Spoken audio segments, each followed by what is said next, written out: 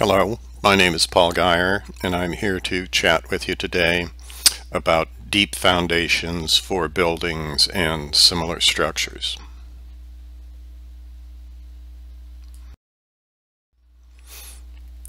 This is what I'll be talking about: floating foundations, settlements of compensated foundations, underpinning, excavation protection, drilled piers, and foundation selection considerations. By way of introduction, this is just a little bit about me and what I've been doing for the last few decades.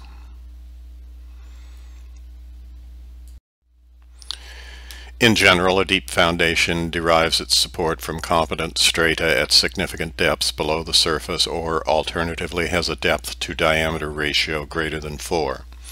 A deep foundation is used in lieu of a shallow foundation when adequate bearing capacity or tolerable settlements cannot be obtained with a shallow foundation.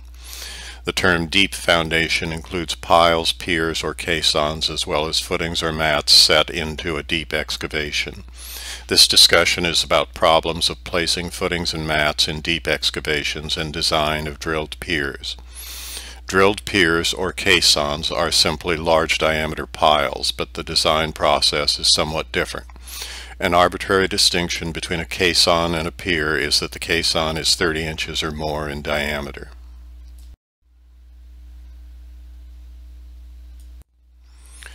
A foundation set into a deep excavation is said to be compensated or floating if the building load is significantly offset by the load of soil removed during excavation.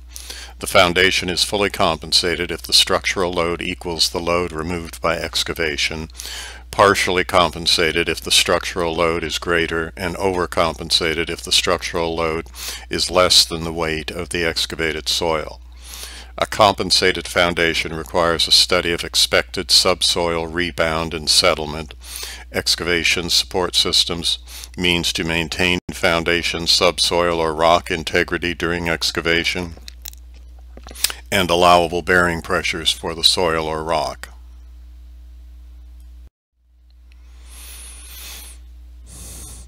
Now some comments on settlements of compensated foundations and the sequence of subsoil heave. The sequence of subsoil heave during excavation and subsequent settlement of a deep foundation is illustrated in Figure 1A. If effective stresses do not change in the subsoils upon the initial excavation, i.e. the soil does not swell due to an increase in water content, and if no plastic flow occurs, then only immediate or elastic rebound from change in stress occurs. If the structural load is fully compensated, the measured settlement of the foundation would consist only of recompression of the elastic rebound, generally a small quantity, provided subsoils are not disturbed by excavation. If the negative excess pore pressures set up during excavation dissipate, i.e. approach static values, before sufficient structural load is applied, foundation swell occurs in addition to elastic rebound. The original effective stresses will decrease. The foundation load recompresses the soil, and settlement of the foundation consists of elastic and consolidation components, as indicated in Figure 1B. Consolidation occurs along the recompression curve until the pre-consolidation stress is reached, whereupon it proceeds along the virgin compression curve. Calculate the foundation heave and subsequent settlement using procedures to be found in the technical literature. If the depth with respect to the type and shear strength of the soil is such that plastic flow occurs, loss of ground may develop around the outside of the excavation, with possible settlement damage to structures, roads, and underground utilities. The rate and amount of heave may be estimated from the results of one-dimensional consolidation tests. However, field evidence shows that the rate of heave is usually faster than predicted. A study of 43 building sites found that the field heave amounted to about 1/3 the computed heave. Where excavations are large and are open for substantial time before significant foundation loadings are applied, the actual heave may be close to the computed heave. Figure 2 is a plot of a series of field results of heave versus excavation depth, in which the heave increases sharply with the depth of excavation. The yielding of the excavation bottom can be caused by high artesian water pressures under the excavation or by a bearing capacity failure resulting from the overburden pressure on the soil outside the excavation at subgrade elevation. Artesian pressure can be relieved by cutoffs and dewatering of the underlying aquifer using deep wells.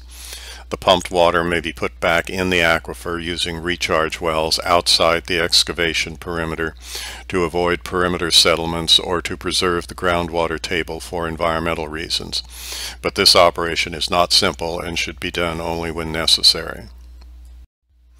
The likelihood of bearing capacity failure exists primarily in clayey soils and should be analyzed using methods available in the technical literature. A factor of safety, F sub s greater than 2, should ideally be obtained to minimize yielding and possible settlement problems.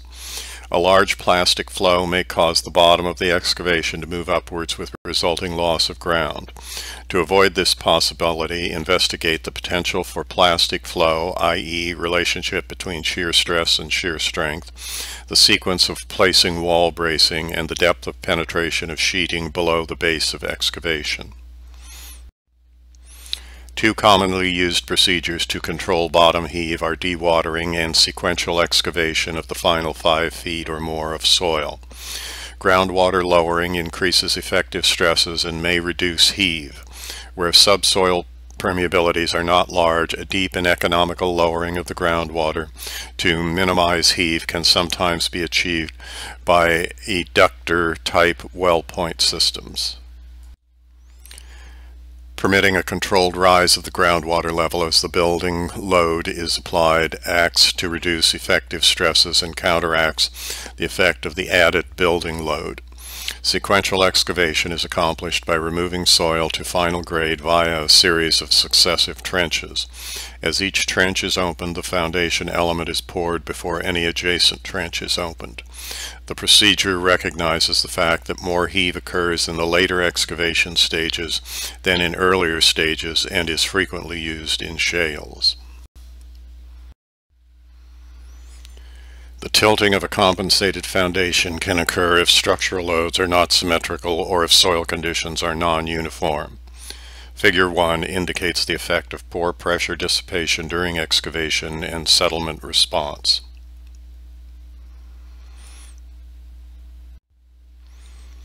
Tilting can be estimated from settlement calculations for different locations of the excavation.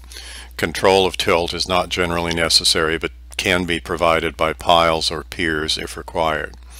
Bearing capacity is not usually important unless the building is partially compensated and founded on clay. The factor of safety against bearing failure is calculated and compared with the following soil stress using the building load Q sub O less the excavation stress as follows, using equation 1 as indicated on this slide. The factor of safety should be between 2.5 and 3.0 for dead load plus normal live load. Settlement adjacent to excavations depends on the soil type and the excavation support system method employed. With properly installed strutted or anchored excavations in cohesionless soils, settlement will generally be less than 0.5% of excavation depth. Loss of ground due to uncontrolled seepage or densification of loose cohesionless soils will result in larger settlements. Surface settlements adjacent to open cuts in soft to firm clay will occur because of lateral yielding and movement of soil beneath the bottom of the cut. Figure 3 can be used to estimate the magnitude and extent of settlement. Now some comments on underpinning with structures supported by shallow foundations or short piles. They may have to be underpinned if located near an excavation. Techniques for underpinning are depicted in Figure 4. The most widely accepted methods are jacked down piles or piers, which have the advantage of forming positive contact with the building foundation since both can be pre-stressed. The use of drilled piers is of more recent vintage and is more economical where it can be used. In sandy soils, chemical injection stabilization may be used to underpin structures by forming a zone of hardened soil to support the foundation. In carrying out an underpinning operation, important points to observe include the following.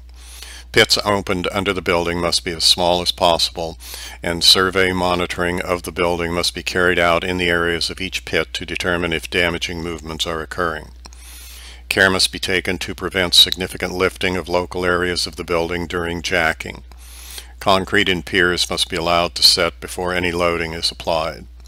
Chemically stabilized sands must not be subject to creep under constant load. The decision to underpin is a difficult one because it is hard to estimate how much settlement a building can actually undergo before being damaged. Figure 2 is an indication of excavation rebound versus excavation depth. Excavation depth on the horizontal axis, excavation rebound on the vertical axis. Figure 3 indicates probable settlements adjacent to open cuts with zones as defined.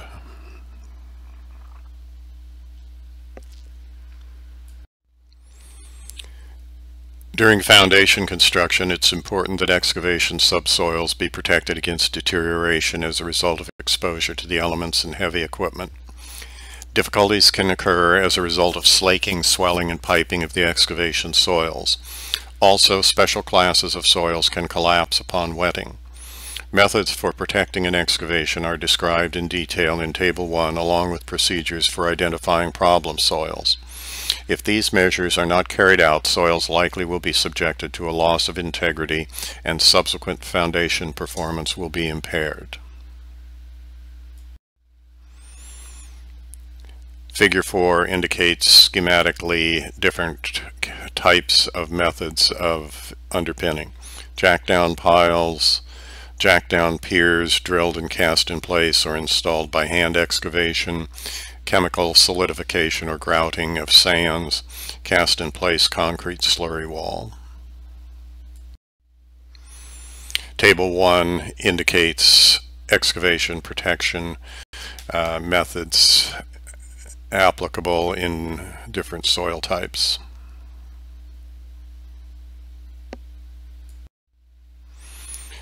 This slide 22 is a continuation of Table 1, the excavation protection methods. And Table 23 is a continuation, slide 23 is a continuation of Table 1, again, excavation protection methods. Now some comments on drilled piers.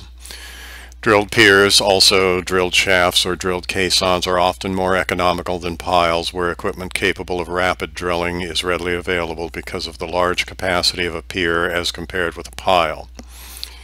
Drilled piers can support large axial loads up to 4,000 kips or more, although typical design loads are on the order of 600 to 1,000 kips. In addition, drilled piers are used under lightly loaded structures where subsoils might cause building heave.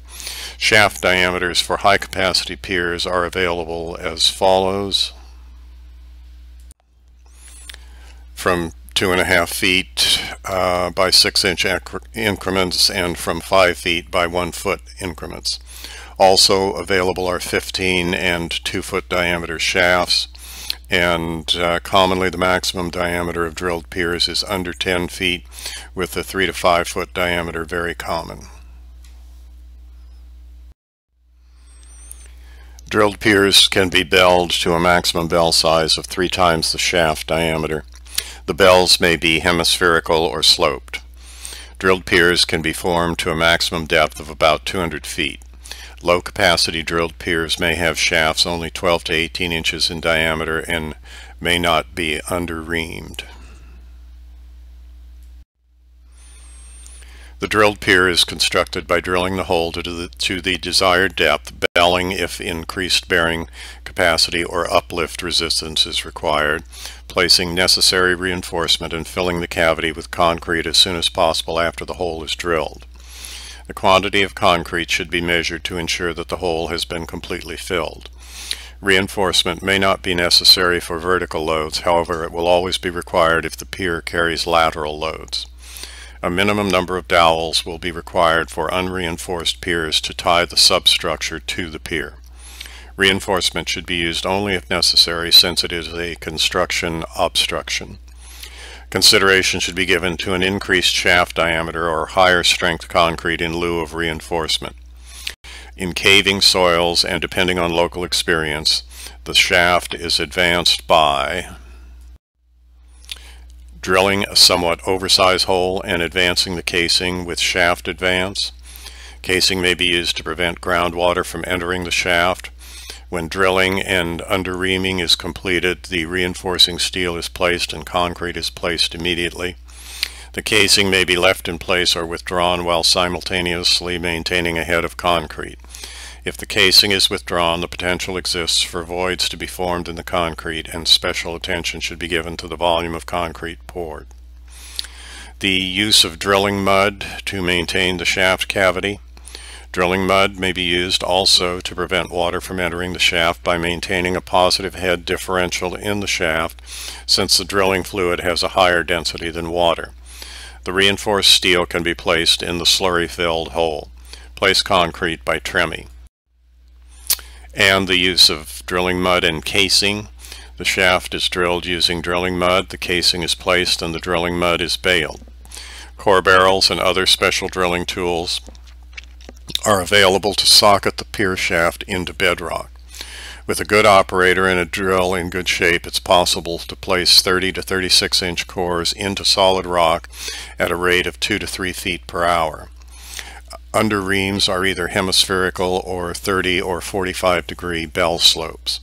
Under reaming is possible only in cohesive soil such that the underslope can stand without casing support, as no practical means currently exists to case the bell. Estimating the load capacity of a drilled pier can be estimated using equations 2 and 3 indicated on slide 29.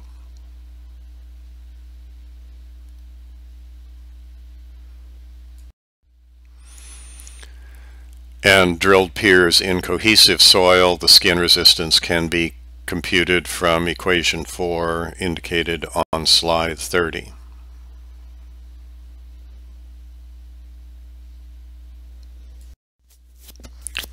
Use Table 2 for the length of the shaft to be considered in computing H and for limiting values of side shear.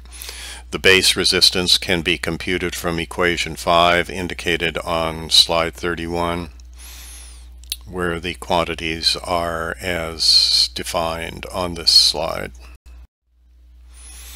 For drilled piers in sand, compute the skin resistance from equation 6 indicated on slide 32.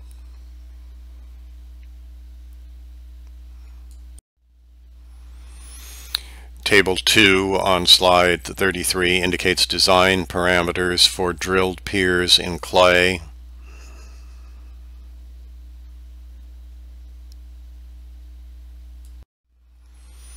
Arching develops at the base of piers in sand similar to piers in clay. Thus, the bottom 5 feet of the shaft should not be included in the integration limits of the above equations. The base resistance for a settlement of about 1 inch can be computed from equation 7 indicated on slide 34.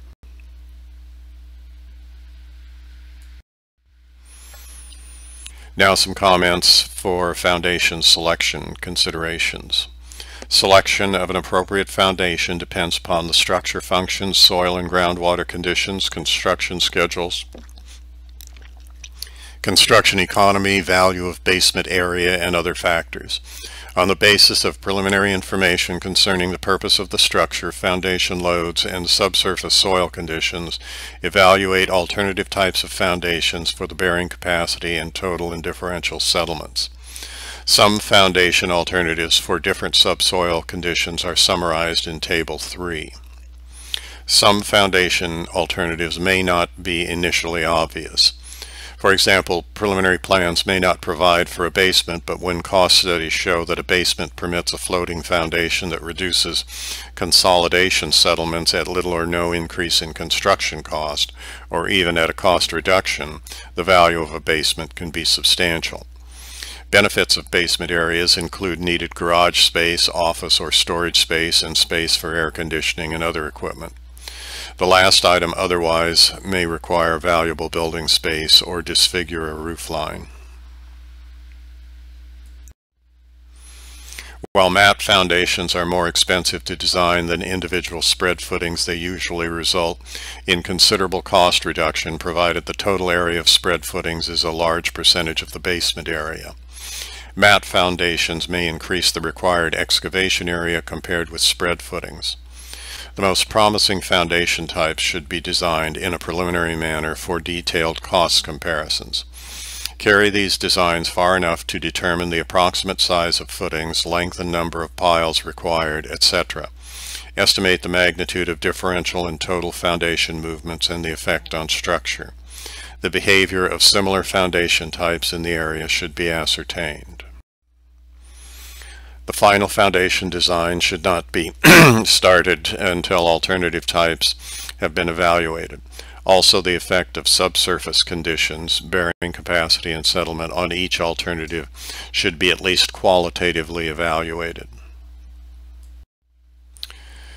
Table 3 is an index, an indication or a checklist for influence of site characteristics on foundation selection for residential structures. And that brings us to the conclusion of this brief discussion of deep foundations. I hope it has been about what you were looking for and that has been of some interest to you, and that the things we've talked about today will help you to address deep foundation issues as such projects come across your desk in the future. With that, thank you very much for letting me chat with you, and have a nice rest of the day.